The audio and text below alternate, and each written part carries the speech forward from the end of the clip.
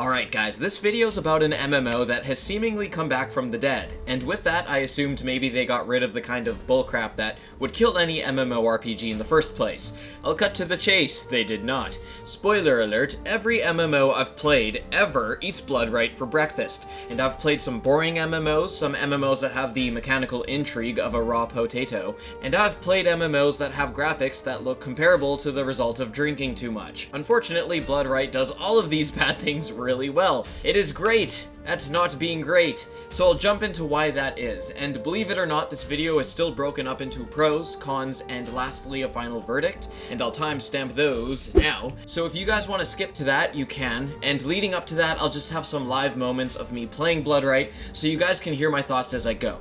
For those of you that are new to my channel, I always aim to cover MMOs and RPGs that might be fading into the night or are just fairly unknown to the general person, and blood right came back into the Western market with a whimper, so I thought it'd be a good MMORPG to cover since, as I've mentioned a lot, the MMO genre has some stuff on the horizon, but it is still in a bit of a limbo in its current state. So might as well give literally anything a shot, apparently. Alright, so let's kick this thing off. Let's do this! Look at this like super pixelated, even the title is super pixelated. That's quality right there, guys. Okay, let's go get my first weapon. Something tells me it's in the village up ahead. Can't be sure though. So there's a lot going on. It's a crazy game. There's so much excitement everywhere. Garen, buddy, I heard you lost your girlfriend to a way more superior guy in every single way. How are you doing, man? I'm just making my own story because I feel like this game probably doesn't have much of one, so. It doesn't. What is this? I got a pet. Hell yeah, I'll use him. What shall we name our pet? We've all had it, guys.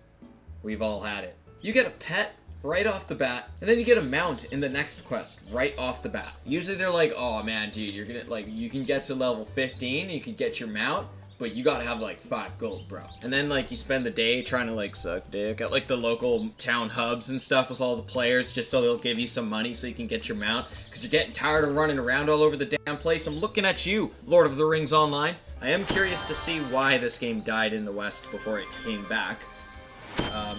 I'm wondering if we'll find that out, or maybe they ironed out those issues before returning it to the West. They didn't. This game just feels like so empty, and I'm not even just talking about like players. Everything just like the texturing, the graphics feel really flat. Everything's really spread out. There's not a lot of like excitement to anything you look at. And it's the same in like the PvE zones. It's just, it feels like very barren of like soul. Okay, so these are my quests. Defeat green ogres, get rid of green ogres, destroy green ogres. One eternity later. Just killing the exact same things on repeat for every single quest. And it's like, it's not just like 5 or 10 of them, it's 50 plus. These quests are as repetitive as it gets. I've yet to see anything fun from this game. You really only need one skill to even get through this game so far. I'm just spamming the exact same attack because it's by far the most effective. Even against bosses, it's like this AoE attack where I do this spin, like that one right there. None of the creatures I have fought have taken any effort at all. It's just like 2 or 3 spams, even like boss type creatures. So now that I got this reward from the rewards officer for doing these search list quests, I can like up the ante a bit by using this thing, which will allow me to get better rewards from doing these quests. The problem is, these quests suck. They're so boring. And look at that. I just literally completed 2 quests to kill a total of 35 Mad Rocks, and now I gotta go kill, what is it? 25 more. Come on, game. Shape up, huh? Each time you use this little dancey dance, your block, evasion, and hit rate are increased for 5 seconds. You also get a chance to recover. No. I refuse to enjoy reading what the skills do more than I enjoy using them. I can't help but notice there's this item here called a battle rune, which is a legal game bot. To configure the bot, press details and place potions as No, I'm not even gonna justify that by reading out what it is. That is stupid, okay? And then on top of it, I tried exiting this thing because I never want to see this bullshit again, which is pretty much all cash shop items. X, hey, okay, it's gone. Good, they don't make you just keep looking at it. But then, if you close your inventory, open it back up, look what pops back up. This game literally sells a bot for you to play its game. This right here is why I'm gonna stop playing. This game doesn't even take itself seriously. So that's all I really needed to show you from the live recap, but regardless, let's start with pros. First pro, you get a mount and a pet right at the start. It's freaking amazing. I've played so many MMOs where getting a mount is usually locked behind a level requirement, and then when you get to the right level, they're usually very expensive considering how newbie you are. Or alternatively, there's cash shops that give you immediate access to a mount regardless of your level. So despite this game's cash shop being ever so present, Bloodright gives you a mount literally within the first 10 minutes, and that makes it so the early stages of the game aren't packed with the typical downtime of your character having to run his or her saggy slow ass from point A to B. On that note, I will say the game has been pretty generous so far with throwing what are considered premium, aka cash shop items at my character, just as I play through the game's content. There's a steady influx of cash and items that make you feel like you're being rewarded quite nicely for your efforts, aka committing genocide on the creatures of this game world. So far I've been collecting boatloads of cash without really needing to spend it on much. And the things that I have bought are helpful consumables that don't even cause the slightest dent in my wallet. In terms of premium items, the game has freely given me XP boosters, mobile storage, sadly a free day of usage of the in-game bot, and so on. By the way, yes, I tried using the free day of botting, and I'll say it's as advertised. It just goes from monster to monster and keeps killing. Really belittled that small drive I had to manually level, but that's a story for the con section. The next pro is the decent variety in creature types. If only they functioned differently from one another, but at least it looks like you're seeing kinda cool looking and different creatures regularly enough, even though I think they all only have the exact same basic attack, and that's literally it. Okay, yeah, creatures, I'll see your ass in the cons. The next pro, the well's running dry. The combat multiplier, when it gets high enough, will turn your character into a more OP version of his already OP self. As you continue to fight and kill, your guy or girl's testosterone reaches unhealthy levels. The result of this is instant carnage, as your character will start moving faster, hitting harder, and killing the already very easily killable creatures nearby. While the combat as a whole has been as spammy as it gets, this forced change in pace from the combat multiplier, despite being very short-lived, is still pretty fun when it happens. And here we are at the last pro. While I'm generally not big on how MMOs, more so Eastern MMOs, allow you to practically accept a quest, and you can just auto-path to the objective, in this game I actually liked it, because I'd click on an objective in my quest tab, my guy would start moving to it on his own, and I could tab out and catch a breather from this super exciting grind. Haha, sarcasm's a beautiful thing. But sarcasm aside, one of the coolest aspects of this feature is being able to open up the map of the zone you're in, and just clicking on a spot on the map, and your character just starts going there. I'm worried I enjoy this feature for the reason I just mentioned though, which is you're still kind of progressing in Bloodright while also getting to take a break from it, because it's not very entertaining. But regardless, it's nice that this autopath feature exists, because of how annoying it is in other MMOs to complete quests and have to manually run all the way back to the NPC, who is usually 5 to 10 minutes away. You don't have to worry about doing that here. Alright, speaking of instant carnage, it's time for the cons.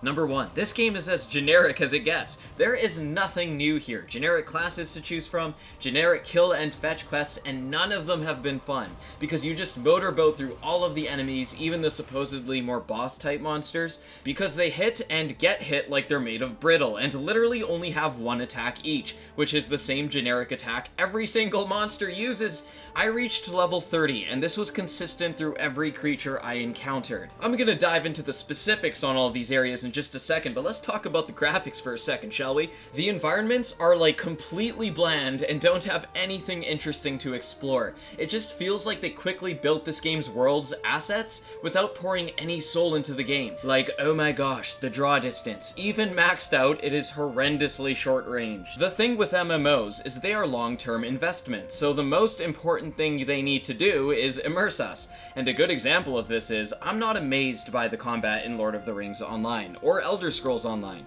The gameplay alone in those games, I'd probably score a 7 out of 10 in terms of excitement. But each game is so packed with beauty and storytelling, of course, but visual presentation as well, that it's easy to jump into these MMOs and feel like you're part of this atmospheric living world. So it's hard to get immersed in a game where a group of monsters randomly just disappear when you're only 10 feet away, and then start popping back into view in troves when you get 5 feet away from them. I don't know, maybe I'm just spoiled by other MMOs that don't have this problem. Like, none of them have this problem. So this shouldn't bug me, maybe I'm being dramatic, but who the fuck am I kidding? They disappear at 10 feet away, but I have to get within 5 feet to make them appear again? Just freaking come on, I'm not running a Pentium 2 PC here. But it's gosh darn close. There was nothing funny about that joke, literally nothing. But this game is as simple as ABC. No, take those away. That goes far beyond Blood Rites complexity. There we go. That looks perfect. Next up, the story. What story, Goose? I don't know. If it exists, it's crazy good at hide and seek, because I ain't finding that shit nowhere. Con 10,352. Bloodright is the most blatantly fetch questy, grindy MMO I've ever played, with next to no effort made to vary up the gameplay and offer exciting content outside of that.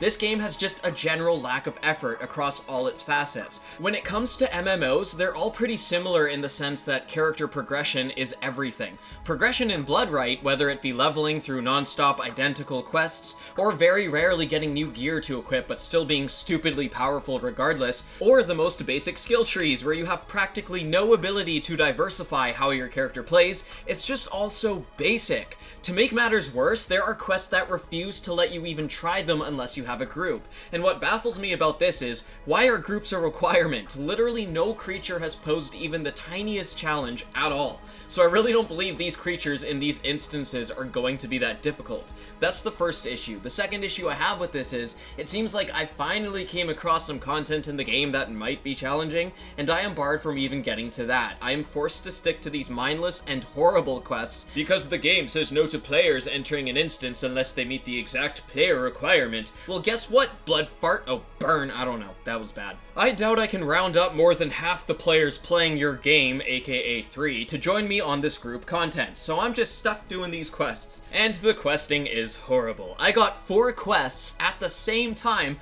all asking me to kill the exact same creature. The funny thing though, it's not an error, this was meant to happen, because in the case I'll reference here, I had to kill green ogres, so I started killing them and the kills only count towards one of the quest objectives, and when I killed enough for that quest, the kill count would start getting added to the next quest with the exact same objective of killing the green ogres, and so on. So the devs accounted for the fact that you could be receiving a handful of quests to do the exact same thing by making it so killing these creatures, which have the mechanic depth of a petri dish, only count towards one of these quests at a time. Luckily, these guys have the health and combat effectiveness of this guy. It's the Grand Champion! I can't believe it's you! So I went through close to 100 of them in 3 to 4 minutes, but the fact that questing boils down to this, like, what the fudge? So unimaginative, so uninspired, and this is commonplace in Blood Rites. And big shocker here, this game is completely dead. World chat isn't active, there's only one server, and I see barely any players. Though maybe the world chat might have a few people talking here and there if it didn't impose a message limit on you. But don't worry guys, if you want to talk to the other 5 players playing this game, you can pop open the cash shop and increase your message limit. Wow, you can buy 10 or 15 more messages to use in world chat. No, man, no! Oh, hell nah. Why bring your game back from the dead just to have it still have the shittiest cash grab practices ever? Because you can bring your game back from the dead just for it to still be dead because no one wants to play it because of this crap. I'm just, like, mind-boggled right now, guys. The cash shop has tons of items, and this, at the end of the day, is what made me realize, why the hell am I playing this game? I can't be that desperate for a new MMO to come out, right? If the devs put a bot into their game that does the work for the players, that tells me that they don't even respect the experience they're offering. They don't even care if players experience the game they made, probably because they know it's half-baked and actively kills brain cells from boredom.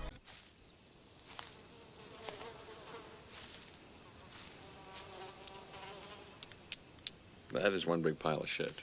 Okay, here's the final verdict. There's just not a whole lot to say about Bloodright other than I don't expect it will last long on the Western market this second time around either. The publisher probably brought this game back to the West to milk as much extra money as they can from it. And I don't want to sound cruel because I know game development is tough and people made this game for some reason, but Bloodright is not worth your time. And when they put bullshit into their game like a literal bot that plays the game for you, like they don't even take their own game seriously enough to let players play the experience they've created on their own. It is just so obvious in every moment of Bloodright that there's a complete lack of effort to make this game special at all, and I'm left scratching my head wondering why they'd be bothered bringing it back to the West. Alright, that's a wrap. Hit that subscribe button. Most of my reviews aren't even close to this scathing, but this game was just wow. Drop a comment, tell me what the worst MMO you've played was. This was by far the worst I've played. And of course, smack that like button if you liked the video. And if you thought this video was as bad as the game, please let me know what you'd like to see me fix. All feedback is appreciated. Alright, take care.